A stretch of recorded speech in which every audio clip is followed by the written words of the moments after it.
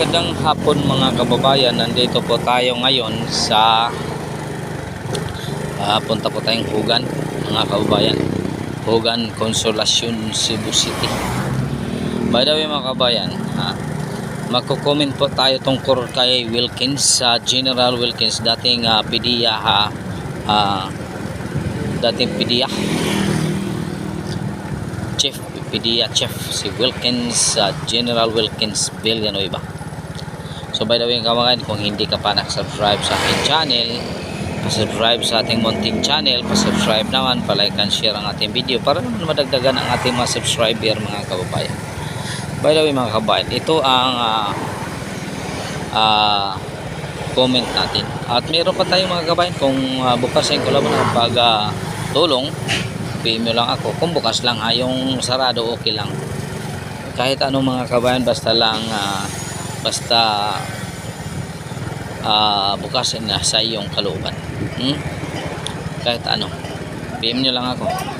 By the way mga kababayan, magko-comment po tayo tungkol dito. Sinabi na ni Wilkins Garcia, Wilkins Villanueva, na si itong isang Chinese national na dinadawit din, Michael Yang, idinadawit din sa illegal drugs. Ano ba itong kagulukuhan ng tuwad ko mga kababayan? May matino ba itong isip? Sinasabi nga ni Wilkins, wala siya, hindi siya kasali porket kay kasama siya doon sa nalakip na mga drug lord, kasama na si Michael Yang, porket kay inappoint siya ni Duterte, may mga utang kaboto na siya. Sinasabi pa niya mas marunong pa daw mag-imbestiga ang Tuadcom kaysa PDEA. Hoy Tuadcom, nag-iimbestiga kayo dahil may sinusunod kayo. May sinusunod kayong script para patunayan na ibagsak ang Duterte dahil si Michael Yang ay isang appointed business advisor ni Duterte. Ito ba ang gusto ninyong ipapaniwala sa taong bayan, Mr. Tuadcom? Sinong maniniwala sa inyo na ang inyong inimbestigahan? Sinasabi na ni Wilkins, kung talagang may kaso, kung talagang magaling kayong mag-imbestiga, di pailanin na ng kaso si Michael Yang.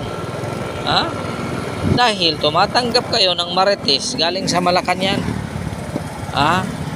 Tumatanggap kayo ng marites, kaya pinag-iisip mo na talagang magaling ka mang-imbestiga. Kasi sinasabi mo nga magaling kayong mag-imbestiga. Hindi nga gani kayo abogado eh. Paano mo magagaling kayong mag-imbestiga na inihusgahan na gang ninyo ang tao? Hinuhusgahan na ninyo. Paano yan sasabihin na magaling kayong mag-imbestiga? Kaya nga hindi kayo sinipot ni Duterte. Kaya hindi kayo marunong mag-imbestiga. Imbestigahan ninyo ang judge. Imbestigahan ninyo ang isang prosecutor. Kayo din ang mag-prosecute. Kalukuhan. Isang prosecutor i-prosecute din ng Tuadcom na wala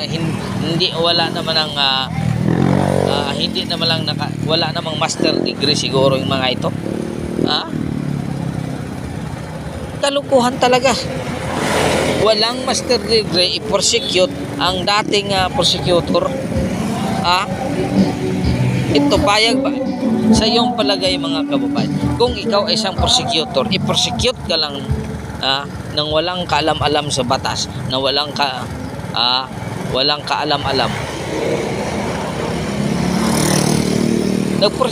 Hinusgahan ninyo nga ang tao eh.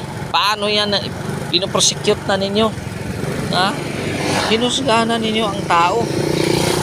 Paano yan? Sino ang maniniwala sa inyo?